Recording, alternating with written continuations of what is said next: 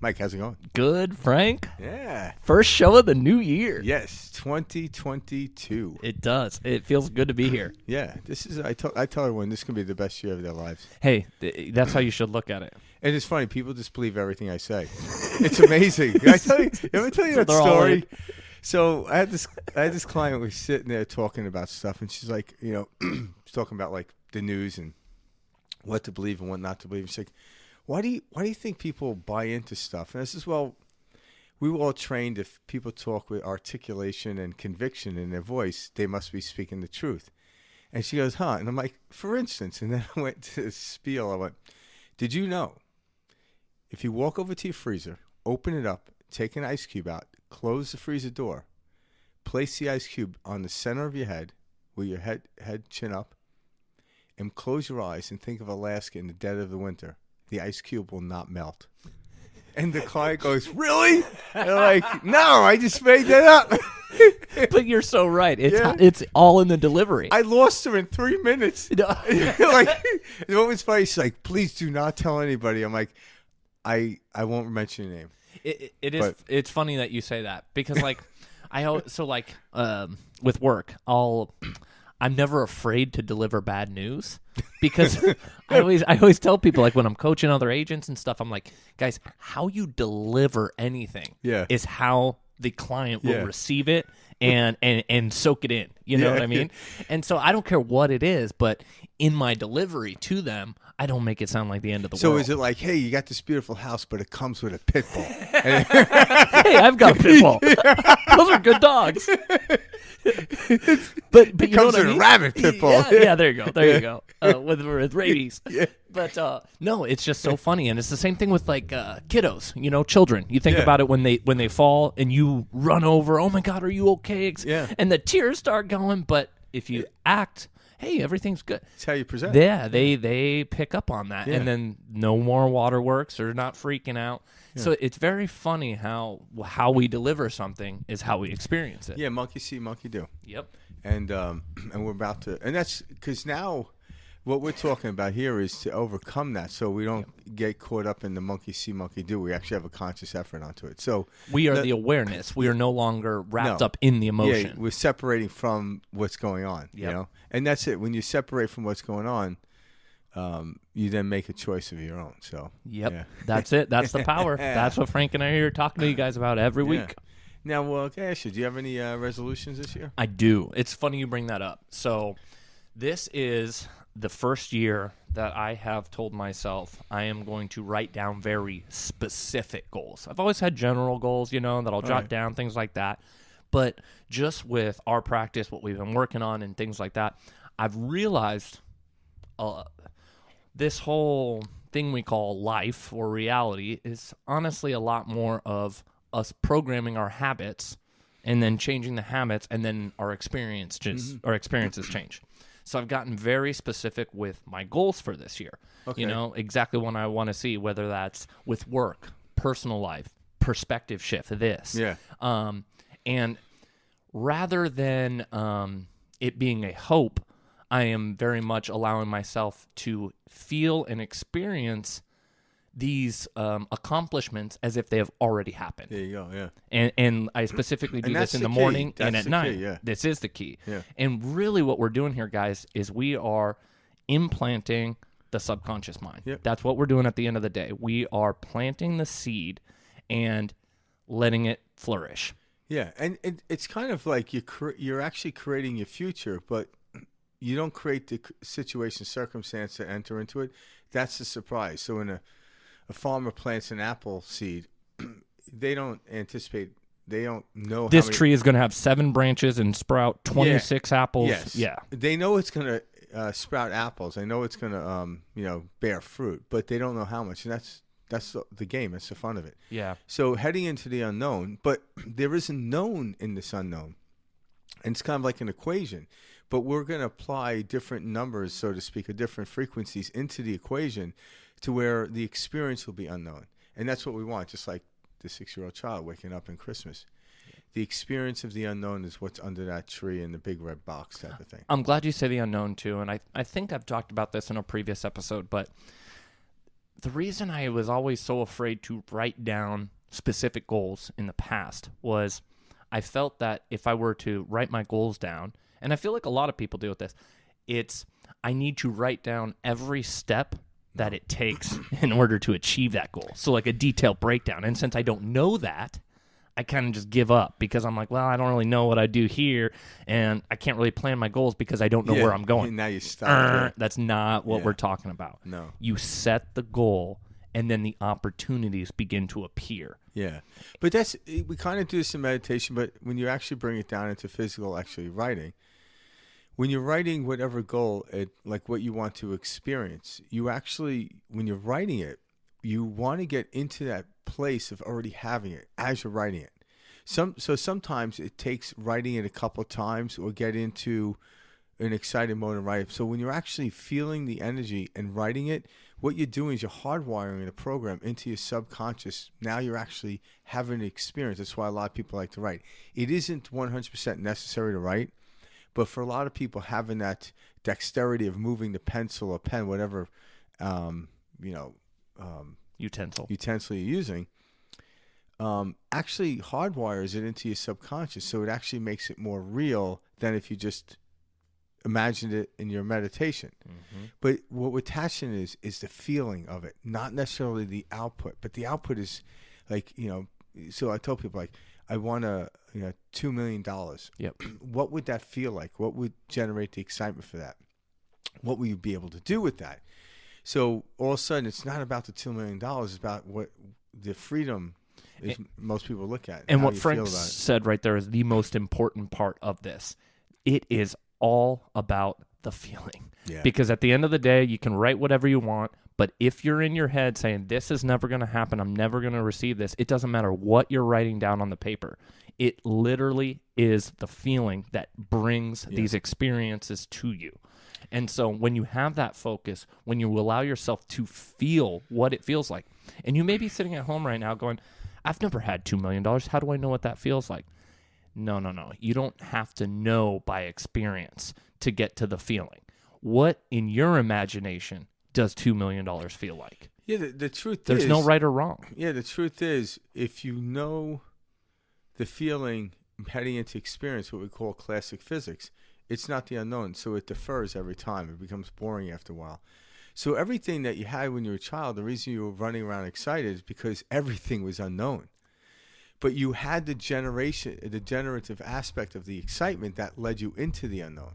But if you walked in humdrum, you would have had a humdrum day. I don't care how old you are. Yep. But most kids don't know enough to know that it's humdrum, so the excitement of going into the unknown generates.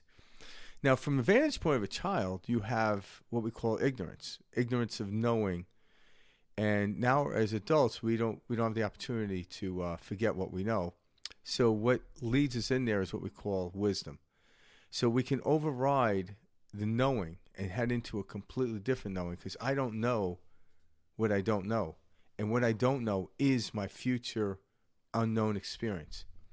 But if I keep trying to reiterate what I know, again, it's like watching a movie several times over, expecting a different outcome. And that's, there's nothing wrong with that.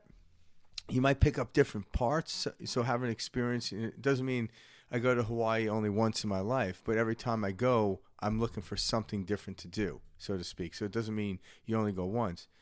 But the first time I went, there was nothing like it. It's how it is. So I want to keep having those first times as much as I can throughout my life.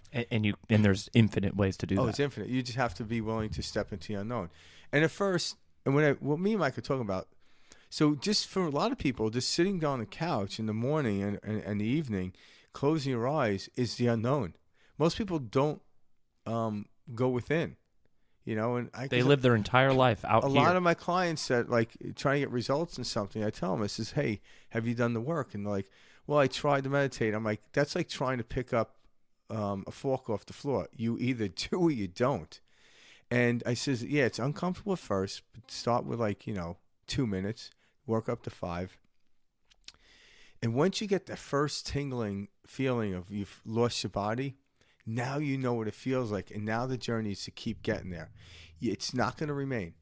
So, but I've been doing this for a long time, and Mike as well. So what happens is I do a meditation every day without any hesitation, because it's almost, to me, it's like my cup of coffee. It is a habit. Yeah. You created habit. It's beyond. It feels so good. I want to do it. It's not like something, I got to meditate today.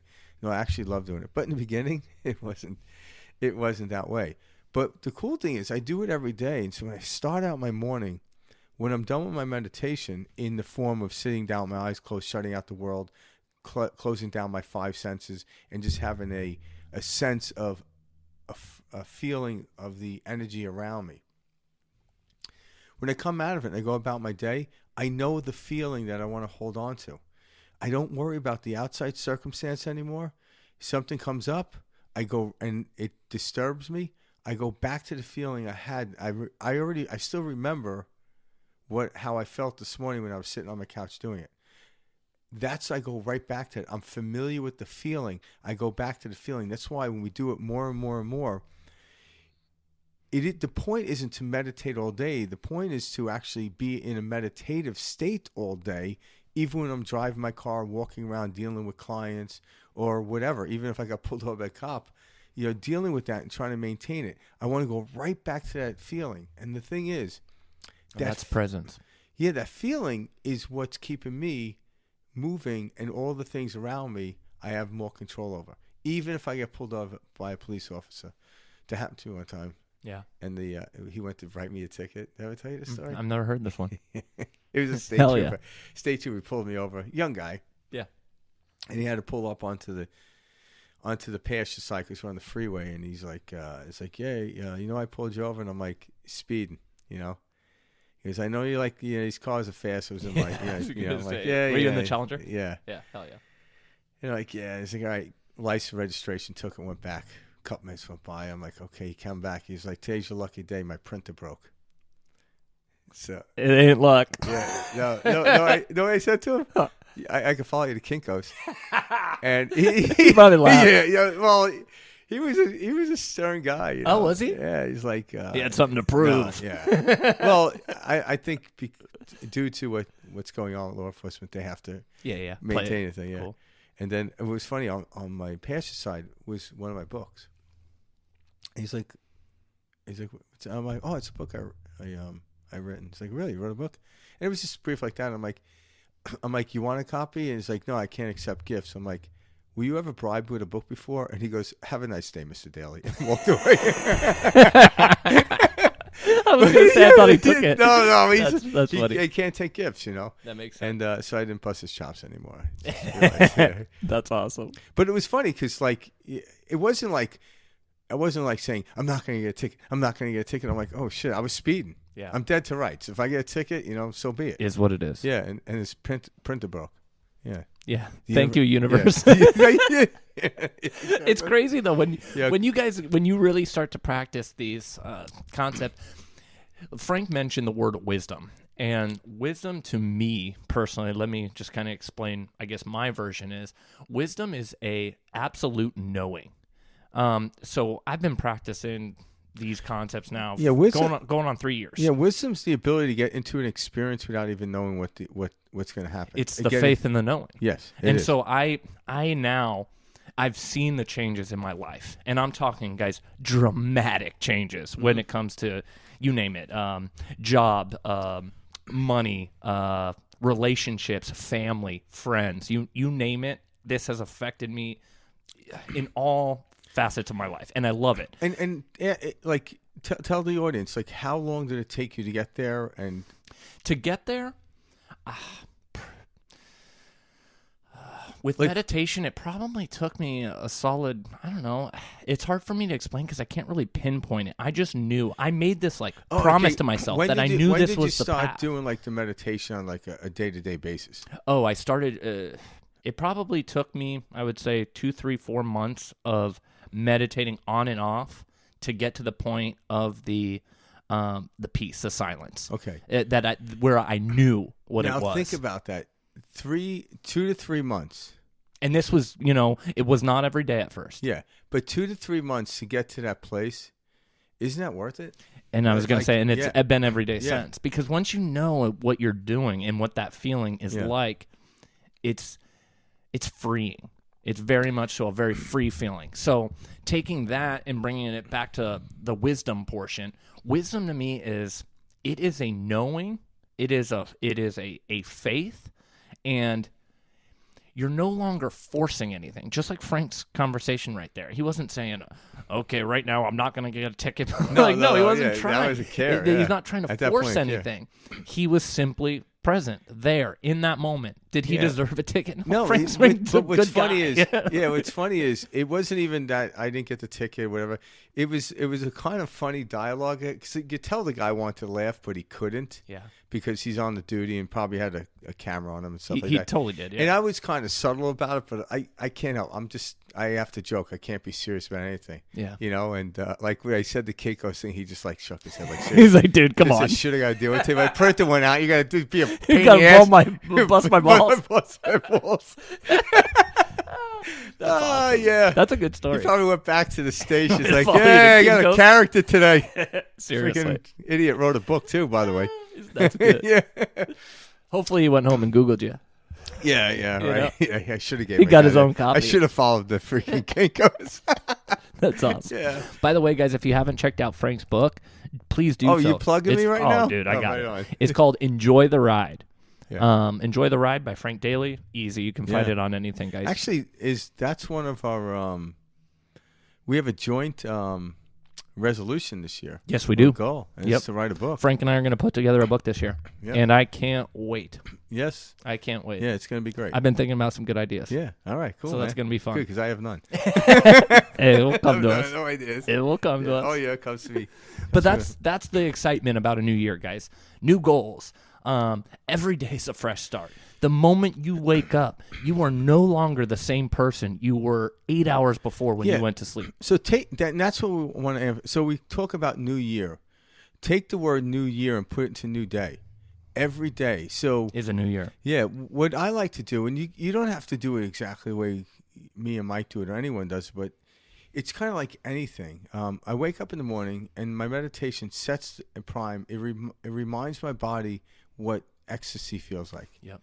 So I get into that state, and I might only be there if I'm doing an hour meditation, hour and 20 meditation. I might only be there in the collective time, maybe like a couple of minutes. I was going to say 6 minutes. Yeah, but I know what you mean. Just to get to ecstasy, but the whole time I'm in there, it feels great. Yep. It's because you're allowing yourself to relax, and it's deeper and deeper. And then there are times I lose myself, and the only way I knew I lost myself was when I recognized I lost myself, and I get jump back in. But that's the joy. I used to get frustrated at it. I'm like, oh, I was in that great place. But now I knew I was in a great place, and I smile at it. Here's something kind of cool I'll tell you about that I've started doing. So I was talking to Frank, and I was explaining it to him. It's very easy for me to drop into the meditative state now when I sit down and I get comfortable. I'm at my house, etc. Now when I'm meditating, I can get into that state, right? But while I'm in that state, I'll talk to my subconscious and I'll say, show me a past memory. Or I'll say, what's an early memory? And for the first time ever, guys, in my entire life, I've been able to see these very vivid and almost like a picture, like a very detailed picture of certain, I don't know if I want to call them past lives, just because there wasn't enough information for me to go off of, but it wasn't in the current. But yeah, like there was this one with like this mountain, and I could draw it, and I'm like sitting at the front of it, and it's the ocean. Mm-hmm. And then there was another where I was like young, and I had a red and black plaid, like a fall, like a shirt on, and I had this young girl that I could tell was my sister. And I have an older sister and a younger brother right now, so I knew that. That's why I bring up the past life thing. But we're walking through the snow, and these images, guys, that were you yodeling? these all I'm saying is our subconscious mind is the Akashic records. And Mike grew up in Phoenix. So yeah, exactly. Like, it was snow. I'm born and raised Arizona. Yeah. I was a desert rat. Yeah. So, this subconscious mind that we have, guys, is like the biggest library you could ever imagine. Well, and we have the ability to really tap into a lot of these things. Yeah. And I remember 3 years ago, guys, I grew up, I was a little punk rock kid. I was a musician. ditching school, went to an all boys Catholic school. Like I was the wild child. Smoking in the boys' smoking room. in the boys' room. That was me, And so I've never been this, I'm going to sit down, meditate, woo type of guy ever. Yeah. And so to see how much this has affected my life just in the last 3 years, there is no other way to explain all of the joy, blessings, and experiences that I've had these last 3 years. Yeah. And other than I'm now becoming more in tune with who I am. Yeah, and the brilliant thing is probably more now than ever, just because the ability to transfer information and people are putting studies on it, but they're studying meditation more now than ever. So meditation's been around for millennia. We know it. People talked about it, had written about it, talked about philosophy about it. Only those who experienced it could understand. But now science can lead other people that never have done it into doing it because there's facts in the scientific world. Yep. And there's a lot of them. Obviously, one of the leading people I find that studies this is Dr. Joe Dispenza. One of the best. Yeah. So Dr. Deepak Chopra. Yeah. So he's a doctor, right? He's a doctor. Yeah. Yeah. I thought he was an MD or whatever. Yeah. Because it's interesting that he started out as an MD, and Okay. I know I think he was at Boston University or post college. I respect him. Yeah, he's been around for a very long time. Yep.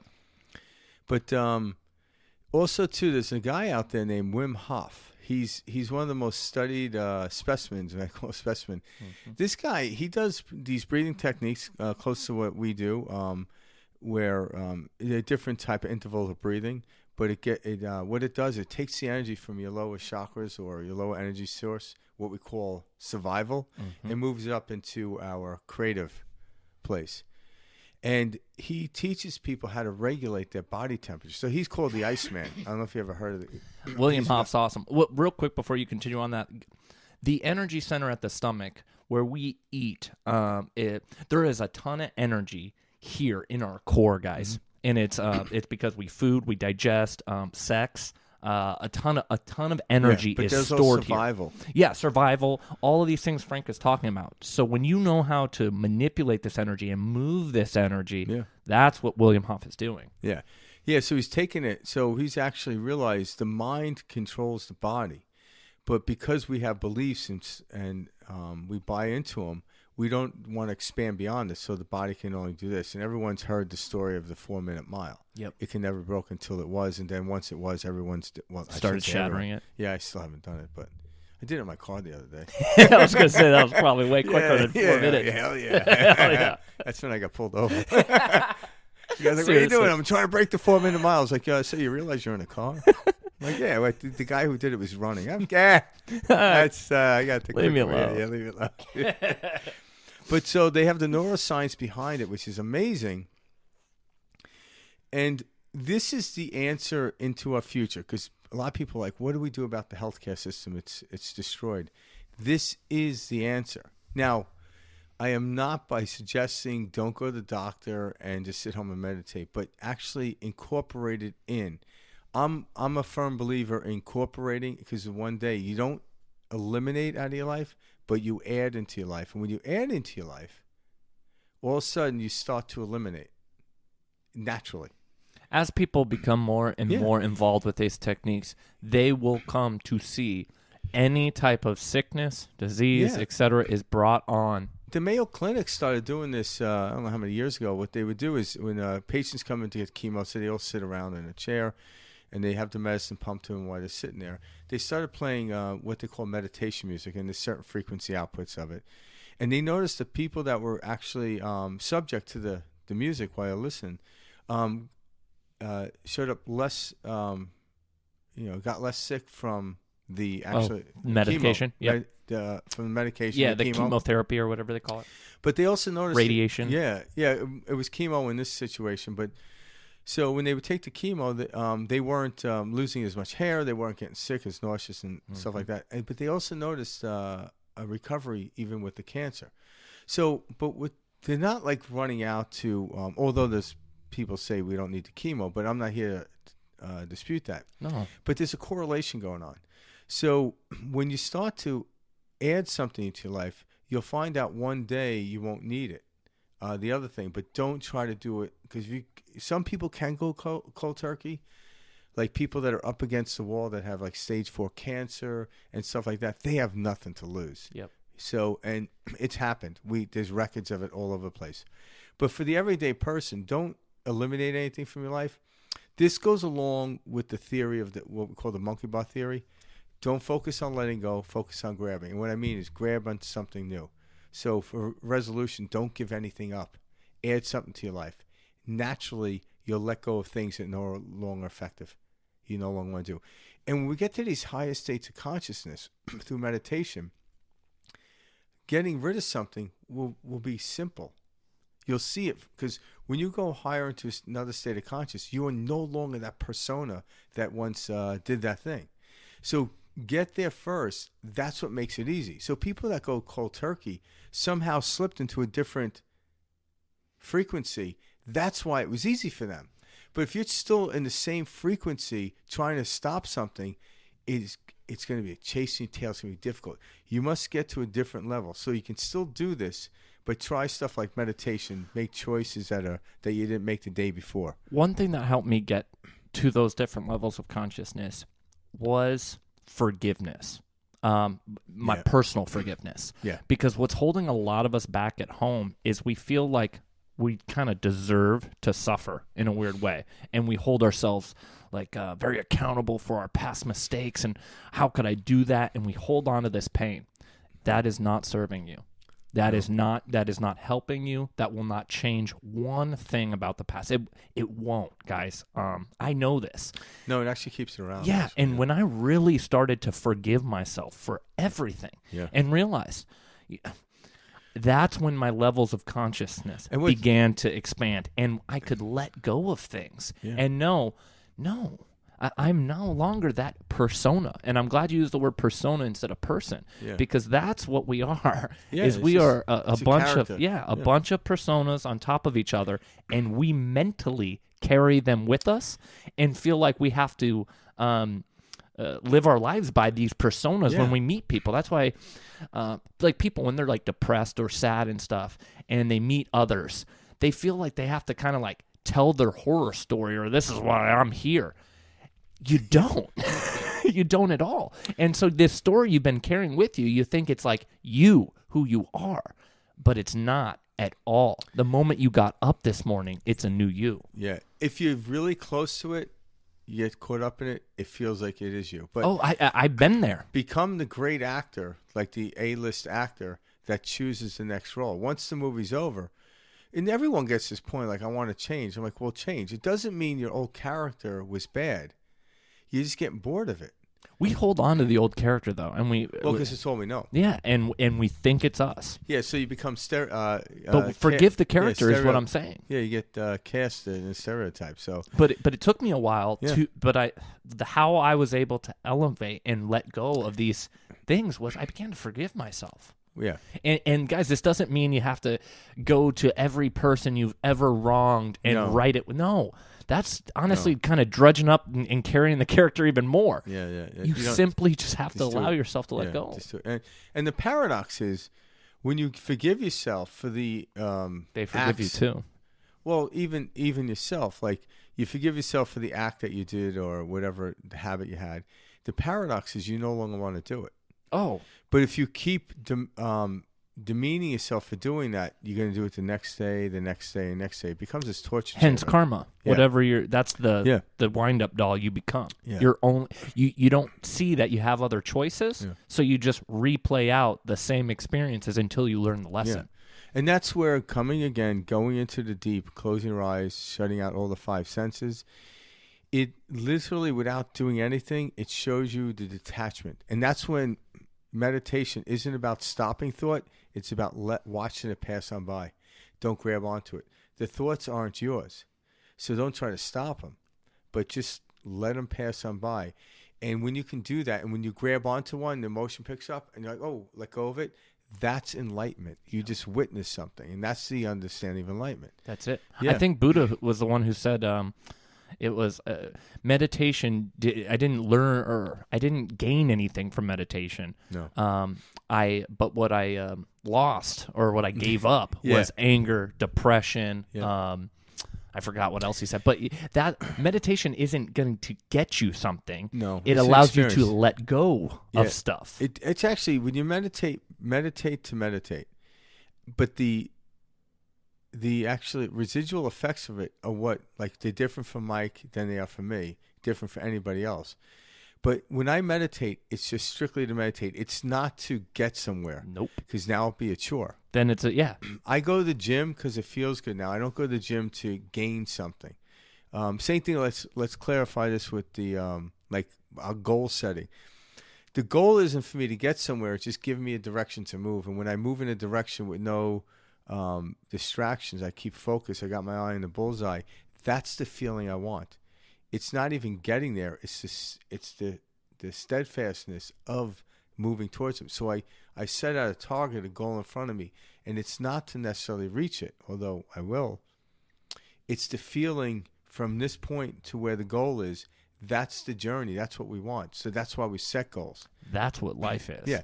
And I no longer set like these long ass goals. Like, No, it's not needed. Yeah, like 5-year goal. I don't do that. No.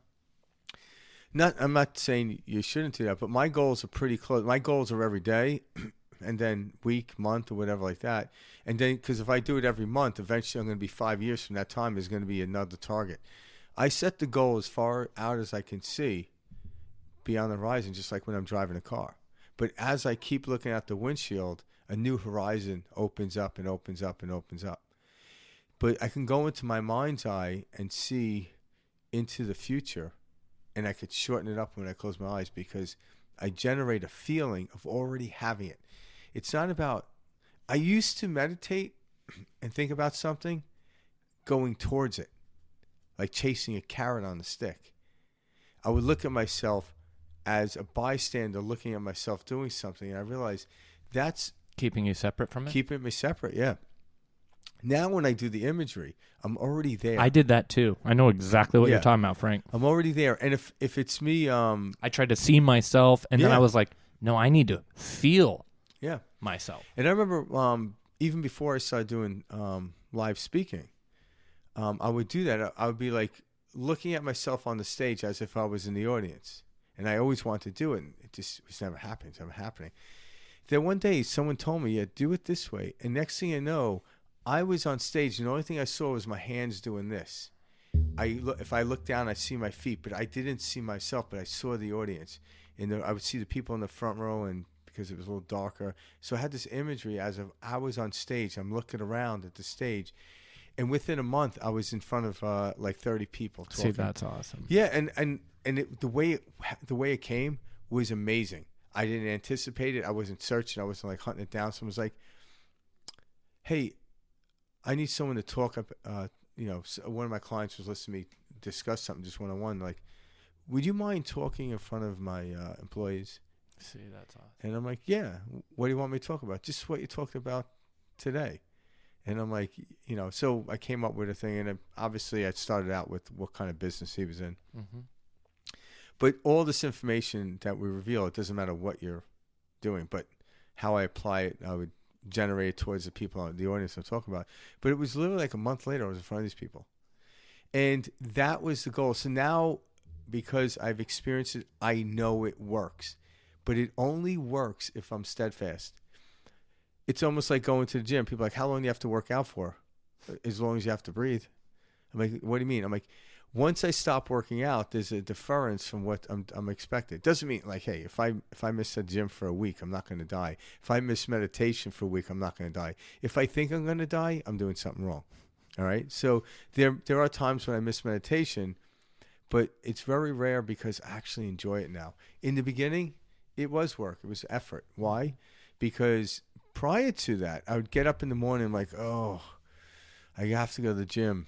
I got to be at work at this time. Before I even left my bed, this is the story. I got to do this. I got to do that. Keyword story. Yeah, and I get up, and I had enough willpower to get to the gym, and then you're at the gym. Well, at least I got a good workout. You're telling yourself these stories, right?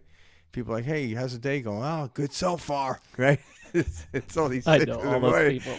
Yeah, I used to be that, like, and I'm thinking to myself, I'm here, aren't I? Yeah, Jesus Christ, right? And I'm then here. stop looking at me, I'm just gonna sit in the corner and fall back to sleep, Yep. I made it to the gym. I like that you bring that up because, like, for me, getting up is when my head was always the noisiest, when I woke up. And I mean, because it was quiet you got all to night. do this. Yeah, you got That's to do why. this. You got to be here today. And my mind just starts going like, all right, what do I got to do today? And it's scanning. Your heart rate goes up. I have very much so put a stop to that. Yeah. And now I peacefully, truly peacefully get up. Yeah. And with no worry. Why? Because I have started to reprogram my subconscious. Yeah. So before I fall asleep at night, I act as if I am waking up, and I feel refreshed. I don't feel tired. I'm literally feeling this refreshed feeling and this focus and this calm peace. And I say to myself, I am divine peace. I am divine love. And I'm allowing this to just soak in, And now when I wake up in the morning, my head isn't running all around. No. It isn't running a million miles an hour. But I'm just slowly feeding this to myself before I go to bed. And guys, this was like a test, if you will, for me, where to see if it works. I was like, I am tired, and this I was still waking up that way, even like a year ago, like after I've been deep into these meditations, etc. But I was still having these like morning, like you get up, okay, all right, I got a million clients to meet today. I got to be here. I got to be over there. What am I listing? All this stuff. And my mind was always running a million miles. And then I would meditate an hour and a half later, after I got a walk in and stuff, and I would kind of cool out. But I realized, holy crap, this is just a program of me waking up this way. Yeah. And so I made it a true effort of mine.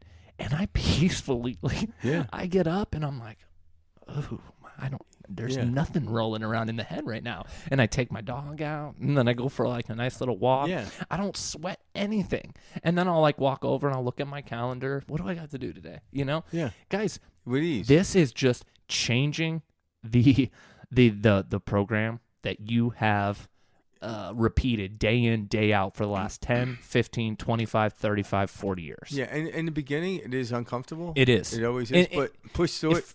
That's why I tell people, do it. Like if you've never been to the gym before, do a 10-minute workout and go home. The next day, do another 10-minute workout and go home. Then up it to about 15 minutes. Like you want to, because if you go in and try to do an hour workout, you're not coming back the next day. No, you're going to tear up your muscles. Yeah, well, it's painful. You want to acclimate you in. I remember like Wim Hof was talking about like he's the Iceman. He can sit in the ice water for like an hour and stuff like that. And he talks about what happens to the endocrine system and all this stuff. And there's science to it. So you can suppress or actually pick up your immune system. So they could shoot everything for E. coli. They could probably shoot him with COVID-19 and nothing would happen, right? And we have the ability to control that. But he's like, do not torture yourself. Start in cold water in a shower for 30 seconds and work your way up to 2 minutes and keep going. That's it. Do it slowly, incrementally, because you want to learn to do it. The other thing is, in the morning, when you wake up and do like a 2-minute meditation, what I also has equal value is at night, when I sit down and do a meditation, my nightly meditation scans over. I literally go through and say, okay, where did I lose my shit today? And what's funny is when I lose my shit today, it's like a 2-second ding. But I don't want that to happen again tomorrow, or I want to at least defer it to, instead of a 2-second ding, a 1-second thing. And when I evaluate it, that's when you wake up in the morning not racing. But if I didn't evaluate my day, that's what's happening. You wake up in the morning, you start evaluating early in the morning. What happened yesterday, what I have to do now.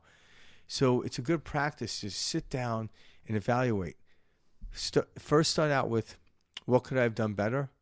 And then after that, fall asleep to everything that you did was perfect.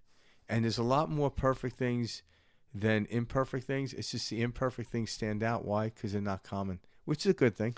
So where people also kind of get hung up on this, and I remember experiencing this, is it kind of feels like you're lying to yourself when you're when you've never done this before and you're like, I feel stupid. I'm like saying stuff I don't believe in my head. You have to believe. It is the feeling that generates all this. Yeah. It gets easier and easier every time you're doing this.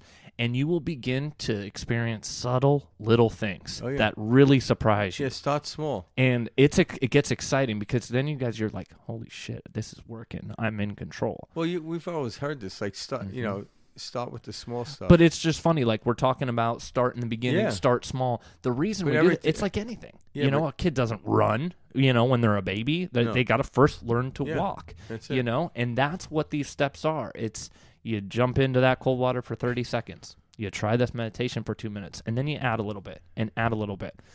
This is discipline. It is discipline. It's awareness.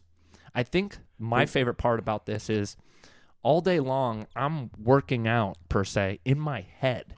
When a thought arises, I let go of that thought. Yeah. And so I try to stay in this very conscious, present moment. So something comes up, great, that is happening. I don't need to like it. I don't need to dislike it. I don't need to judge it. I don't need to label it.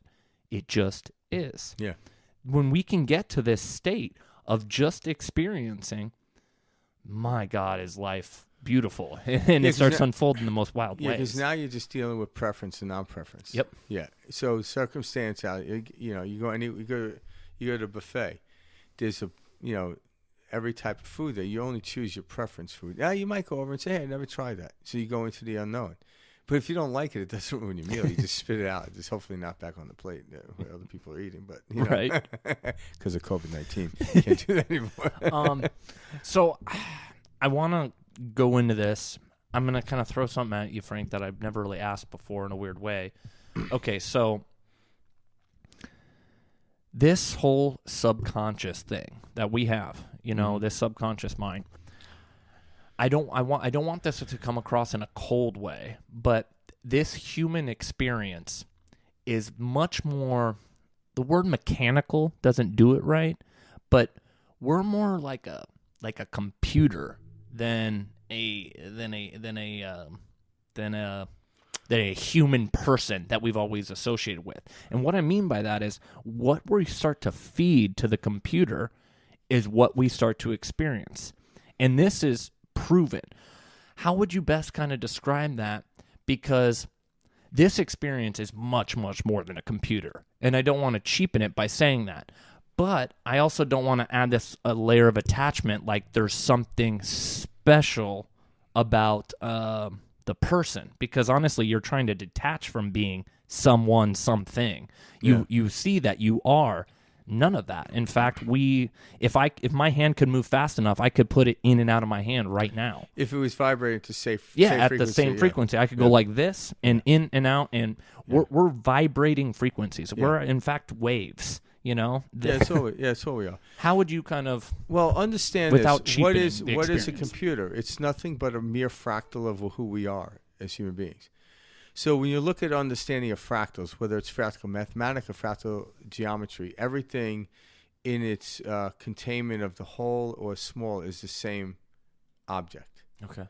All right. So kind of like if I had a holograph that was 1 foot by 1 foot, and I took out, and there was an image in it, obviously, and then I took out a 1 by 1 inch cube out of it, the 1 by 1 inch cube would have the same image, just smaller, so I probably need glasses to look at it, than the same exact image I took it out of. So that's the understanding of fractals. So everything's broken down. So this is another way of understanding it from a scientific point, a mathematic point, that everything replicates itself. So we're going to continue replicating, but the corporeal me is going to be different. All right. So computer, how did we come to learn about computers and algorithms? Because the universe is the algorithm. Is an algorithm. We are a machine. Could look at it that way. We're instrument. We're more than it. More sophisticated than. See, I guess sorry to just jump in, but am I giving attachment to the machine by saying that? Because I'm trying to say there's more to this experience, but this is just an instrument. Yeah, and whatever I plug into the subconscious, I'm going to experience. Yeah, and the thing is we don't want to get esoteric. What we're teaching, because right now when you look at the world, and scientists are getting, like, they're looking at stuff. So at best, and probably this all we'll get to, they'll know the correlation between this and that. All right? The correlation between disease and health. But what is the causation? In trying to find the causation, they come up with deeper correlations. And what I mean is, we now understand how gravity works. When Newton came along, because of the apple. Well, yeah, the story of the apple, but then creating algebra and everything else, okay. Calculus. Calculus, sorry. We're able to master and predict in the physical world what would happen if is how a rocket can make it to the moon, all this stuff. So that's predictable physics. So we need to know it, the everyday functioning. But in order to create something new, you have to step beyond the understanding of classic physics and go into the quantum field. So everything that is was once imagined. So we both, humans, actually live in the world, but we're not of the world, as Jesus said. And what we're not of the world, that's the quantum field. So we step into the unknown, and then we bring it into solidification into the world in which we're in. So we take this wave, this field of energy, and then we put attention to it through an emotion, how we feel, and we actually create it into an electron, which is the first particle of matter. So all of a sudden we actually create it, and now we can actually see it. And that's what we're doing. With or without knowing we are. That's what we're doing, what Frank just described. We've all heard this axiom: stop trying to invent the wheel. Yep. Reinvent the wheel. So we know what the wheel does. The thing is, how am I going to use it different than I've used it before? That's what we're here to do. There's a field of energy out there where everything exists that you want to. You have to go beyond this world, close your eyes to it, head into that, and then bring it back to the world and show yourself. And that's the unknown.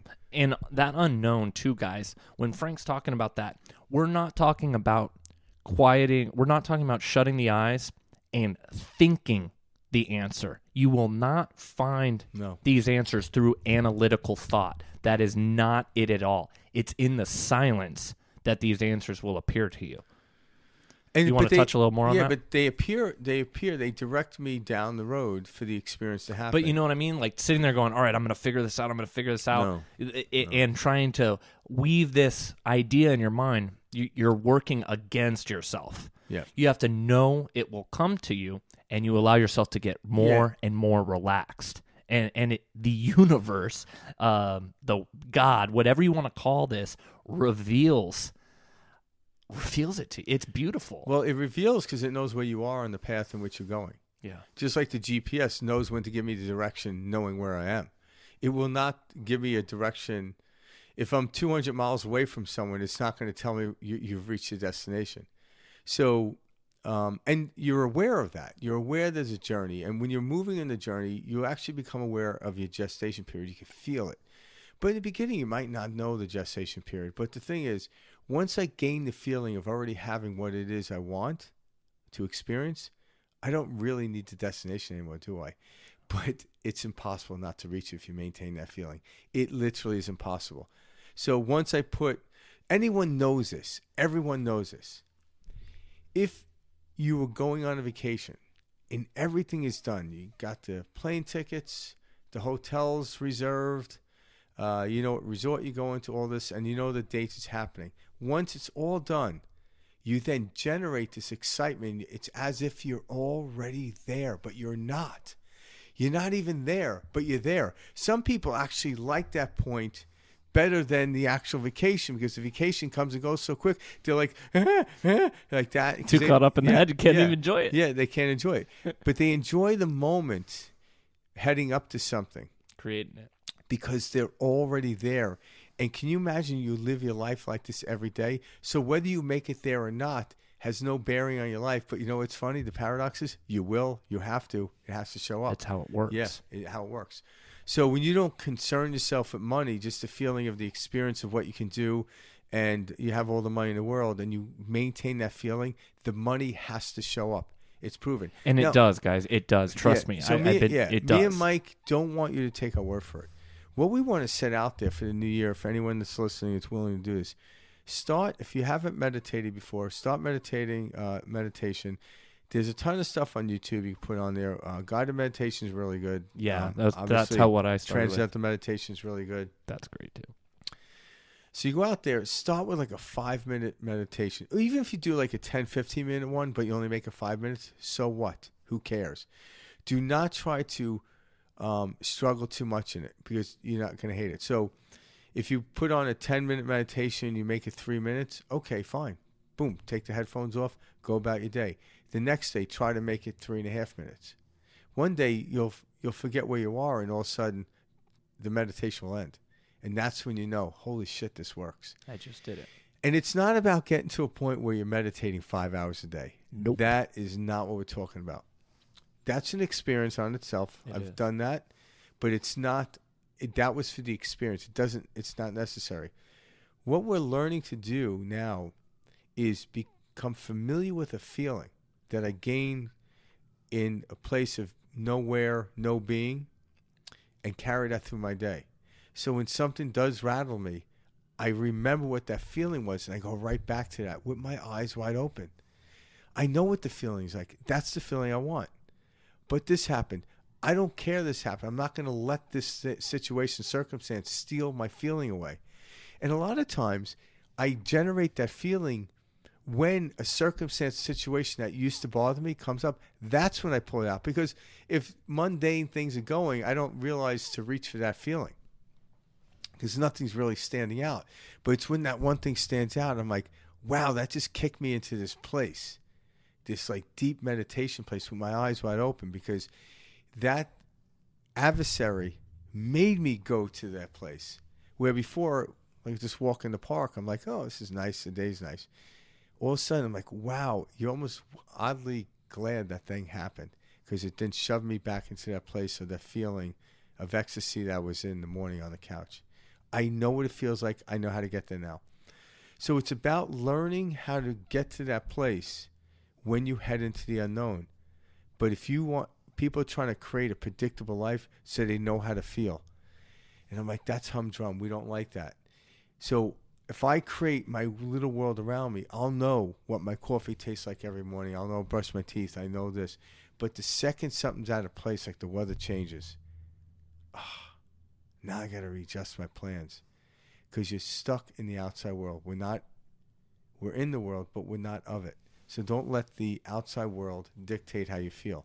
So on that note, I just recently watched The Matrix, the new one. And how was that, by the way? It was good. Like the first one will forever be my favorite. But leading up to this one, I watched the first one before, just so I could get a little bit going, because it's actually a prequel, type of setup. I think that's how it lays it out. The first one? The new one. The new one is like, would go there, then go to the first, I believe. Oh, really? Yeah. I can't remember. My brother's, no, I'm pretty sure it's a prequel. Is it? Because in the Keanu movie. Reeves, it's the same Keanu Reeves in it, but Morpheus is younger in it. That's the reason I'm saying I think it's a prequel. Okay. Yeah, he plays like a young guy, and you see him from when he's young. So that's why I think it's a prequel to the first. Yeah. But in the first original Matrix, there's this scene with this little boy, and Neo goes to visit the Oracle.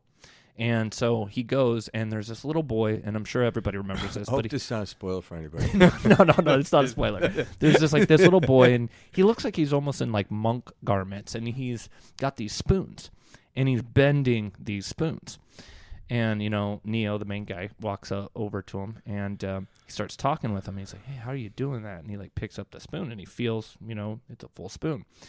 And the kid says to Neo, he goes, don't try to bend the spoon. That is impossible.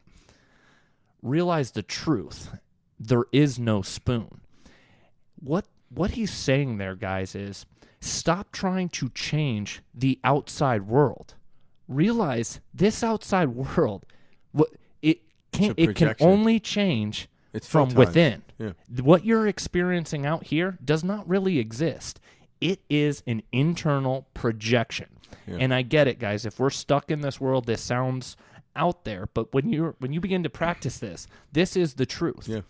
We are out there in the world trying to right wrongs and change things, but neglecting to go within. To change. And this is why no true change ever happens. It has to come from within. And one of the best analogies I come up with that is the mirror. Yeah. If you look in the mirror. This is one of my favorite analogies. And don't like your hair, you don't get a new mirror. You just go within and change your hair. That's it. Well, the mirror is give them the whole thing. So you got your hair, you don't like it, so you break the mirror. Oh, yeah. Then you got to take the mirror down. You got to go to Home Depot. Yeah. All right, I'm going to buy a different mirror. You put that mirror up.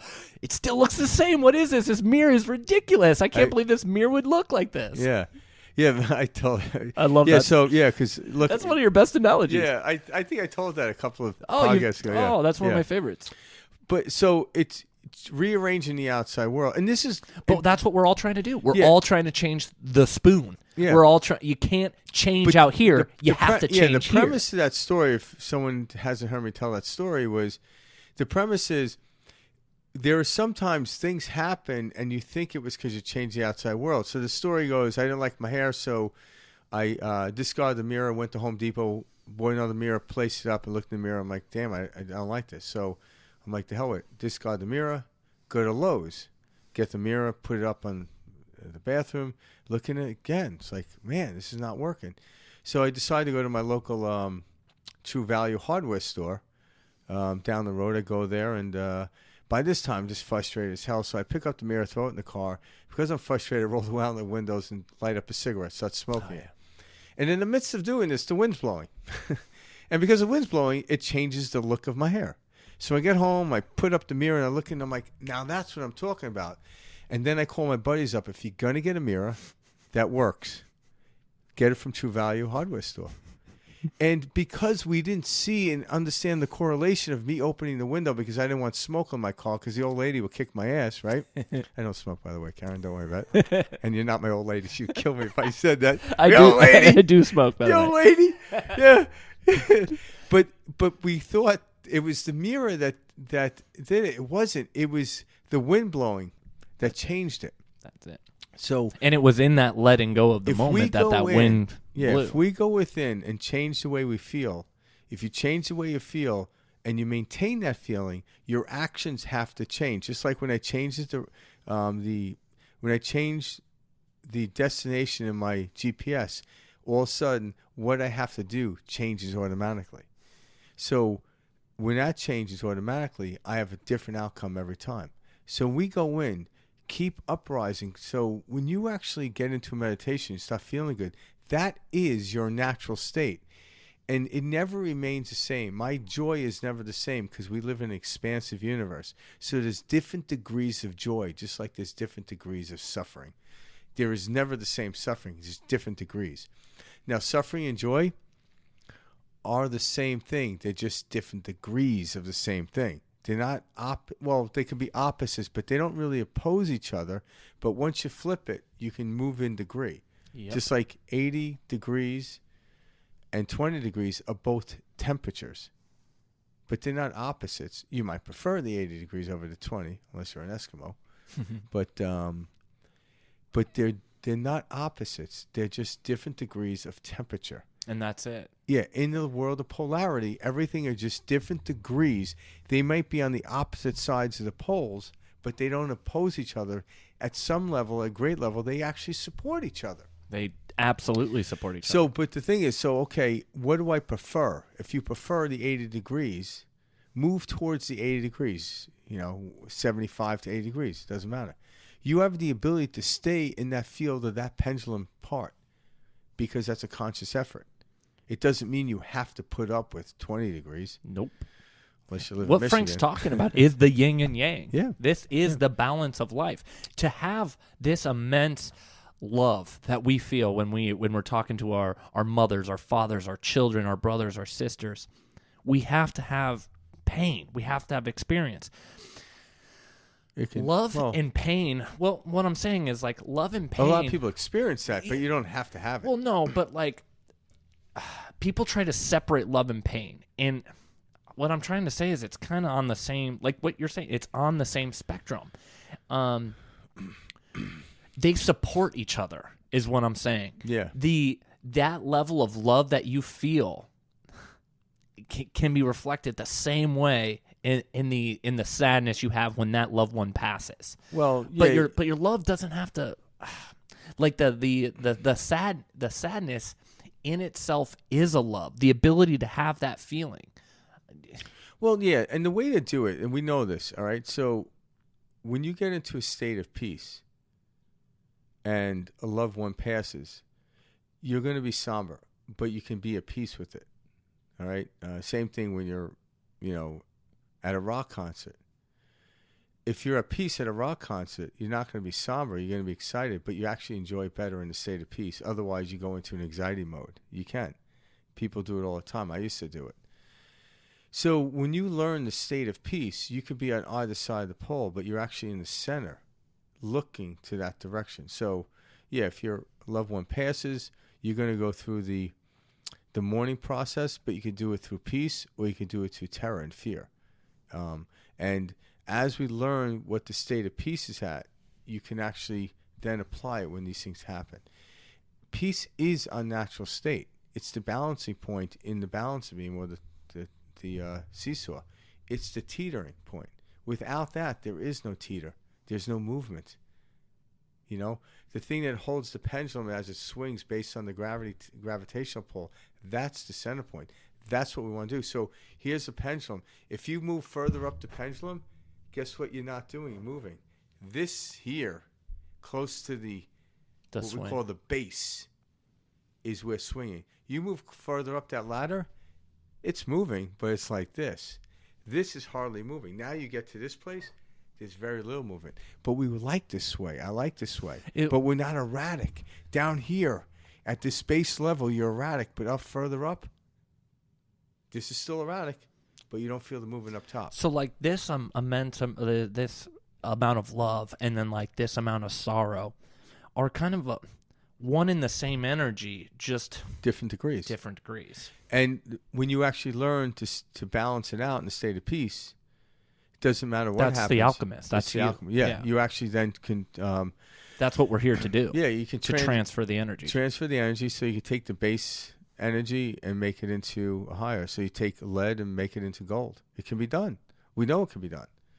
They're like, I remember talking to somebody about this. Like, it can be done, but it takes some like nuclear fusion, and it'll be too expensive and dangerous. But I'm like, but when you look at nuclear power and nuclear fusion, that's outside of us. That's again a fractal of who we are. We are, if you had the ability to transfer and take energy, one person could light up New York City for a week. Absolutely. And if you had a good night rest, maybe 2 weeks.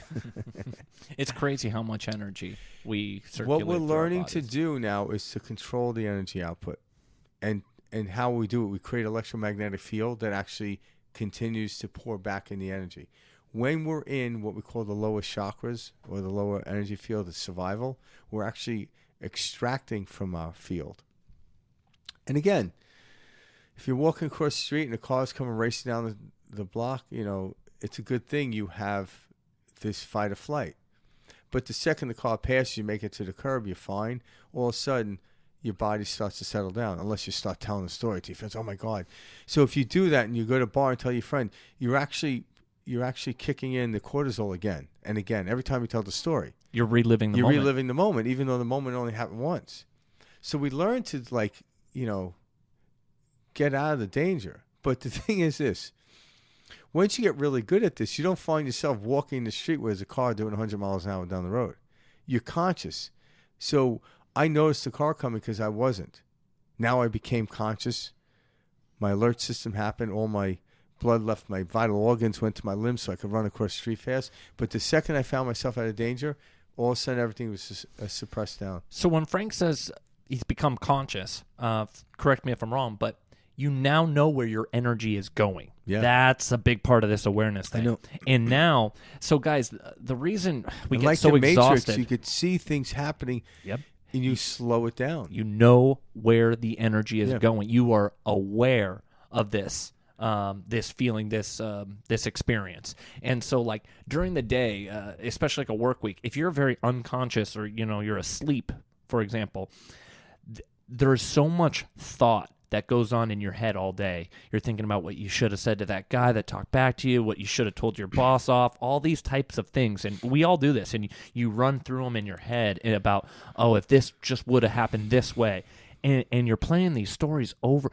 You are exerting so much energy. And this is why you don't accomplish anything. And very little is achieved and gets done. By the end of the day, and why you are exhausted. And no matter what, you sleep 12 hours that night, you wake up feeling exhausted. Yeah. It's because you are not managing your energy. You are not aware of all the energy seeping out and where it's going.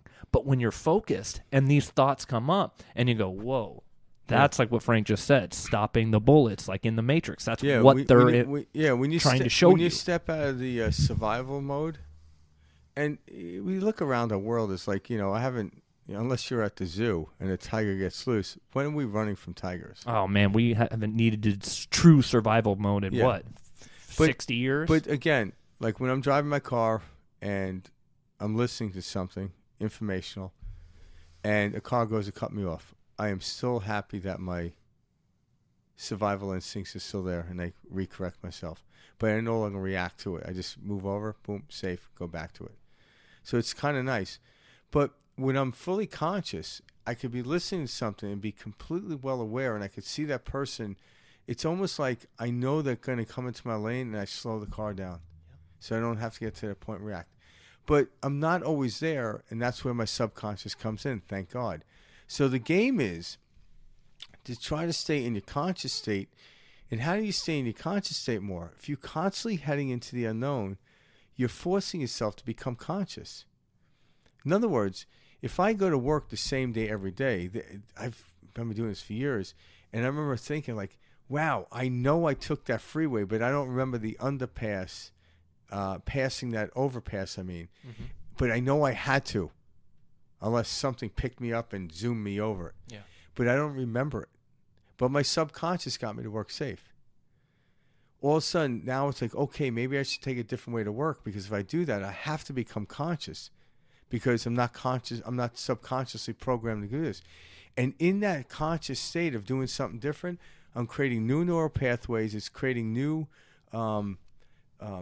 proteins in my body for me to do stuff. And now I'm awake, and my body's like, oh my God, you're in a new body. And if I'm a new body, it has to produce new experiences. Well, the new experience that I chose is creating the new body in which the new body's going through it. Mm-hmm. If I can go to work the same way every day and stay fully conscious, I don't need to change it. It's a conscious state, but most of us fall into unconscious or subconscious about 95% of our day. Tell people an example too, like I'm sure you feel yourself gripping the wheel, or these little things are, when Frank says become conscious, it's bringing yourself so into that moment. And once you find yourself gripping the wheel, and then you realize, why am I gripping the wheel? Let loose. That's called enlightenment. And it feels good. Yeah, it's enlightenment. Now you're conscious of it. And then you go to change the air up, and you can feel the degree of the car change. It's these little things, guys, that you just didn't notice before, you thought didn't matter. That's what Frank and I are talking about, becoming so in that moment and conscious. But the reason we don't focus on those is because the mind is telling us, hey, if you're not thinking right now, you're going to miss something, and then you won't be able to complete what you need to today. It's the body's taking over the mind. Absolutely. The body loves the comfort, because when you actually, it's like waking up. People are like, oh, I'd rather sleep. And I'm like, would you really rather sleep, or would you like to go to Disneyland? Because any kid that wakes up that knows to go to Disneyland cannot sleep.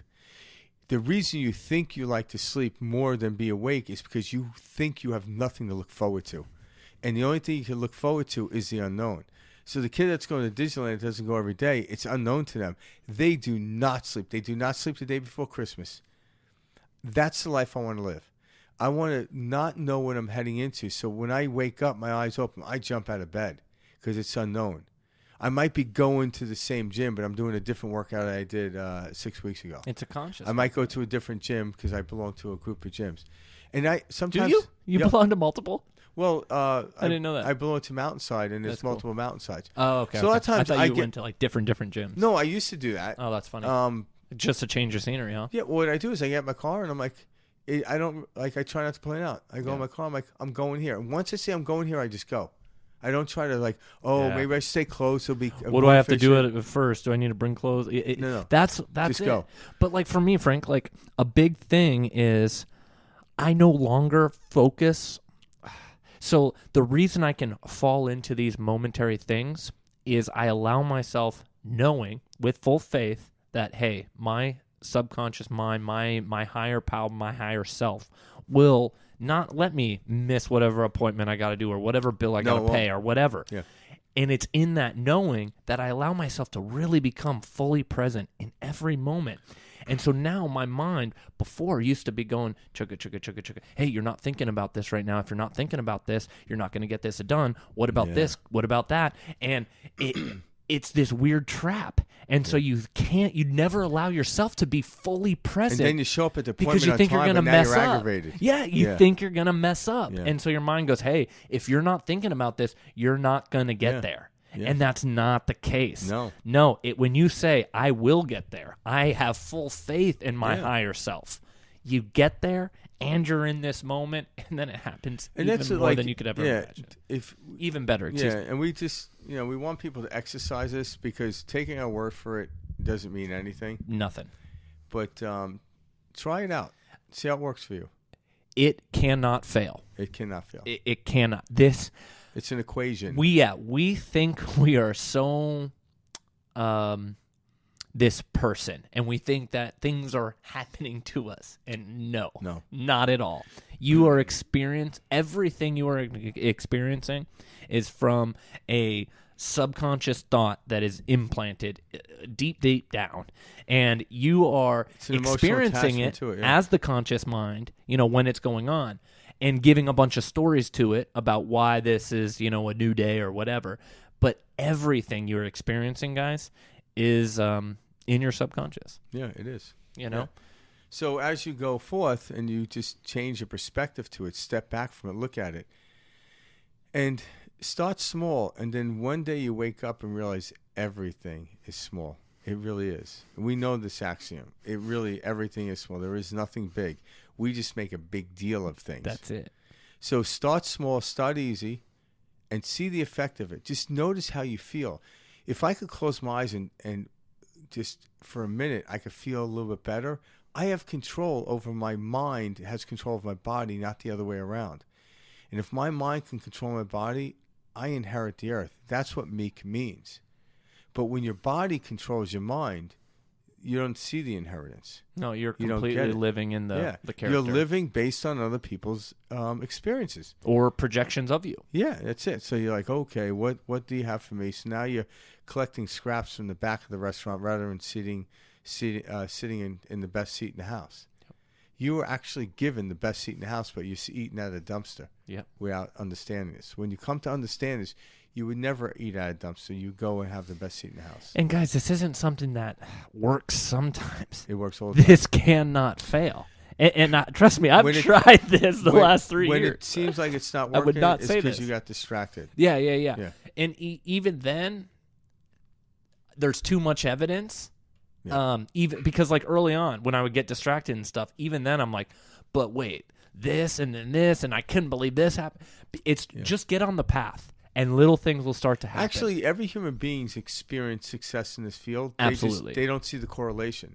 So a lot of times I get clients, and I'm talking about this, and I tell them, it's like, well, how do I do it? I'm like, you've already done it. You just don't see the correlation. And when I actually bring them back into that past and show the correlation, I'm like, now move forward with this understanding. And we talked about this before.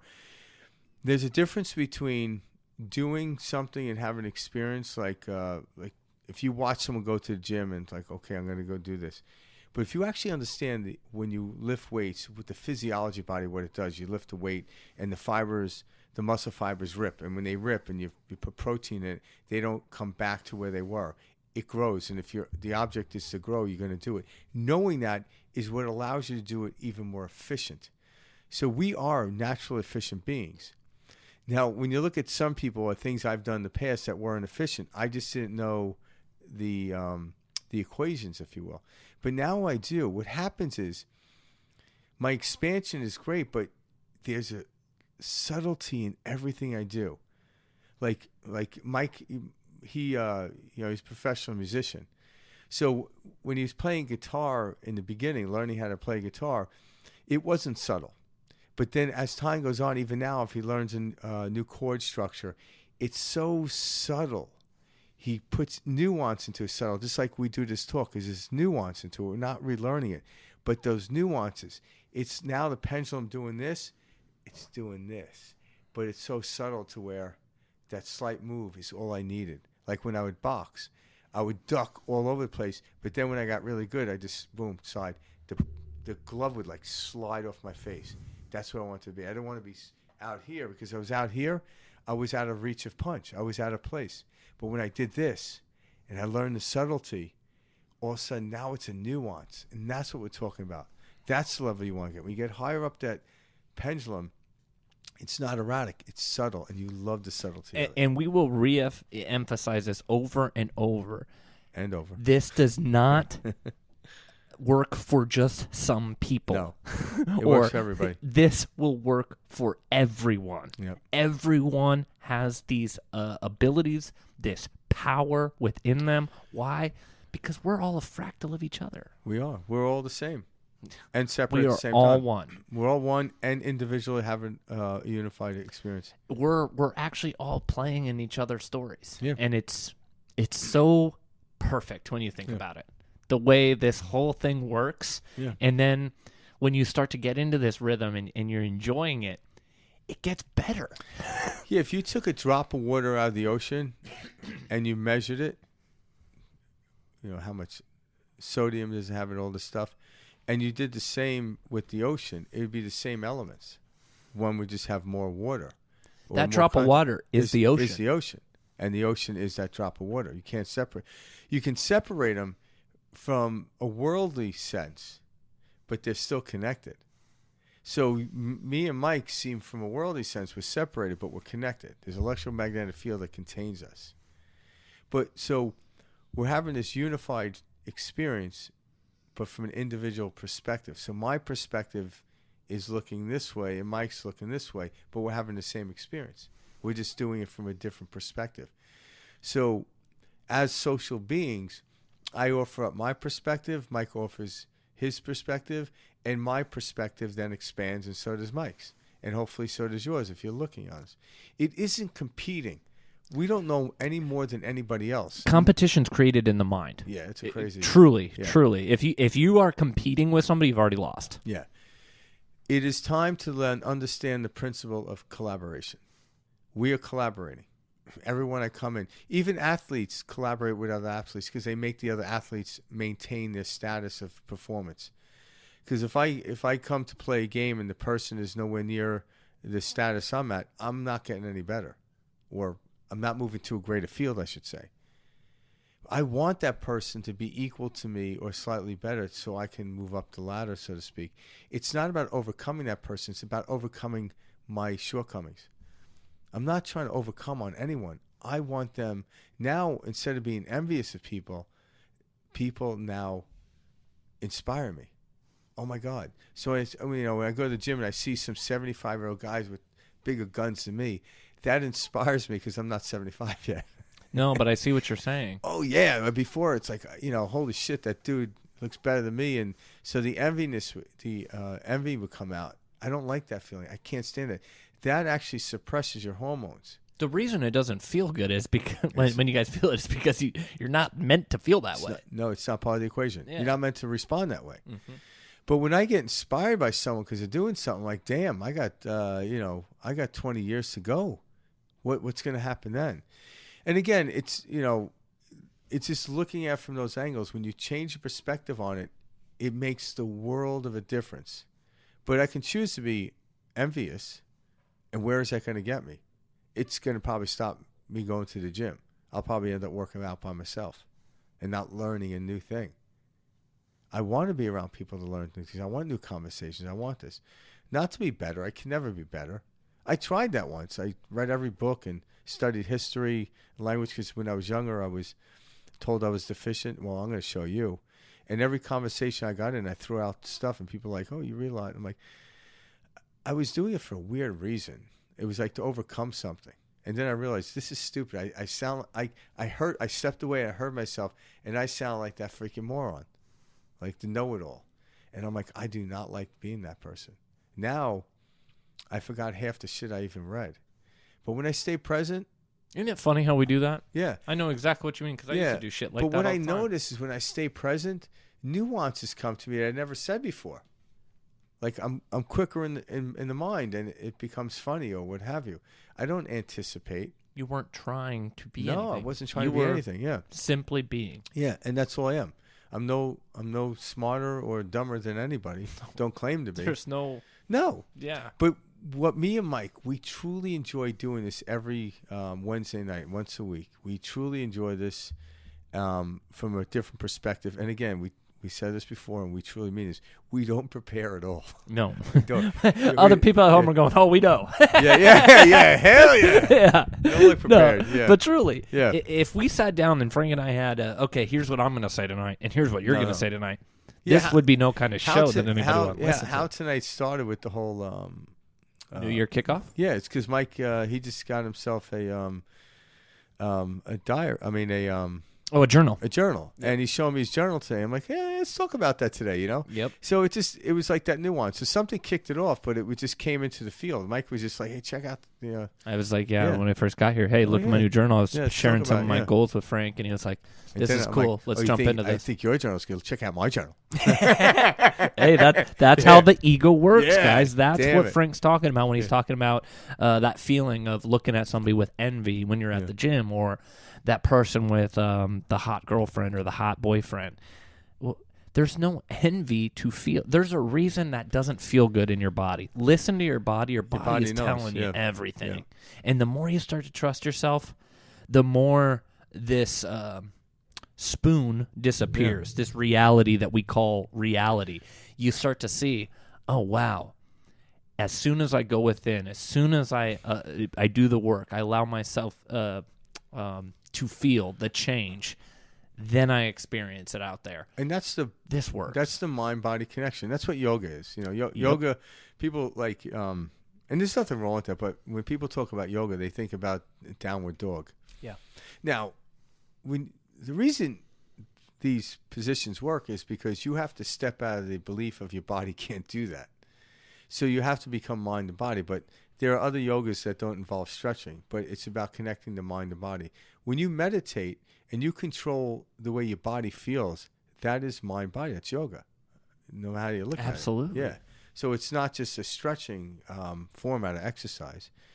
So people that are really into that, they still do the mind work, the meditation or what have you. But some people just say, how far can I stretch my leg? I'm like, to what end? What's the reasoning behind it? Well, I want to stretch my belief. I'm like, okay, that's a good one. Because now you're taking the mind and controlling the body rather than body controlling the mind. Body will say, I can't do that. And the mind's like, oh, you calm down. We'll do that. So here in perspective shift, that's what it is. When you learn to change your perspective, you have to be conscious. You have to be. And when you're conscious, your mind starts to control your body.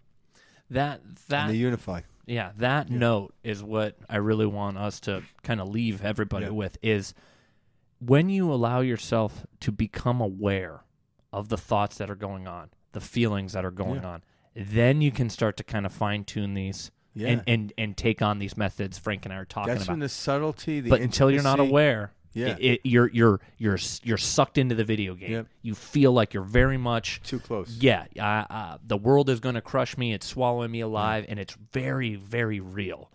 And when you become aware of that feeling, you create this little space and this distance between that. And then each day, that space gets greater. Yep. And you start to see, oh my goodness, all of these thoughts, as soon as I let go of them, I don't have to feel that way. I don't have to experience that. Yeah. My energy was not just zapped being upset about the guy who cut me off this morning. Yeah, now you enjoy the outside world when the guy cuts you off to some degree, you know? Well, you realize there is no benefit from me losing my shit at this guy who just cut me off or me speeding up trying to cut him off and endangering myself and others. If you just knew what happens biologically. Yeah, if you let your body just be. Yeah, you know, hell, you know, if you never lost your shit, you wouldn't need a COVID shot. Yep. You know, you really wouldn't. No, I know exactly what you mean. But yeah, so that's perspective shift. We hope everyone has just the greatest year. Yeah, because it's possible. It is. It definitely is. Take it, claim it. Yeah. And have fun. Yeah, just have fun, be conscious, and see what happens. But we'll be here all year, guys. Yeah. If you like what you hear, please subscribe. We Yeah. got a link below. You can send your questions or comments to perspectiveshift2020@gmail.com. Yeah, and please comment as your days progress and you start doing this. Let us know how you're doing. Yeah. All right. We'll see you Peace guys out. next week. Peace out.